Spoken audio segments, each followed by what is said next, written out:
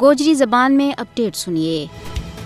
بھارتی ہندو انتہا پسند حکومت اپنے زیر تسلط جموں کشمیر میں ہندوتوا کا پرچار واسطے ہر وہ کوشش کر رہی ہے جیڑی اس کا بس میں ہے۔ کشمیر میں مسلمانوں کی مذہبی تقریبات نہ روکڑوں ان ور قدغن لانی اور ہندوؤں کا مذہبی اجتماعات نہ بداو دینا، ان کی حوصلہ افزائی کرنی، سرکاری فنڈ فراہم کرنا اسی سلسلہ کی ایک کڑی ہے۔ جد تو بعد مودی کی فسائی حکومت لوکاں کا سراں پر مسلط ہوئی ہے، اس تو بعد کشمیر میں مسلمانوں کا مذہبی اجتماعات تقریبات پر مکمل قدغن ہے۔ بڑی جامع مساجد بالخصوص جامع مسجد سری نگر میں عرصہ دراز تو نماز جمعہ ور پابندی ہے۔ اسی طرح عید الفطر، عید الاضحیٰ، عید میلاد النبی اور دوسرا بڑا اجتماعات پر پابندی لاک ہے۔ مسلمانوں کا مذہبی معاملات میں مداخلت کی جا رہی ہے، مسلمانوں کا جذبات و احساسات نہ مجروح کیے جا رہے ہیں۔ مسلمانوں کی عظیم روحانی شخصیات حتیٰ کہ نبی اکرم صلی اللہ علیہ وآلہ وسلم کی شان میں گستاخی کرناڑا کی سرکاری سرپرستی کی جا رہی ہے،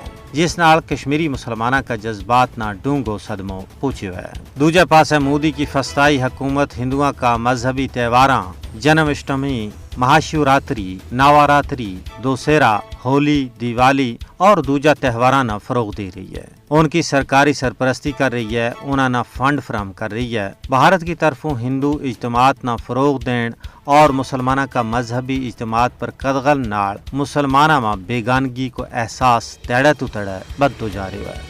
بھارتی حکومت یہ سب کچھ اس واسطے کر رہی ہے تاکہ کشمیر میں ہندو ثقافت، ہندو کلچر، ہندو مذہب اور خدا بیزار تعلیم نہ پھیلائے جائے اور کشمیر کی مسلم اکثریتی ریاست نہ ہندو سٹیٹ میں تبدیل کیو جائے۔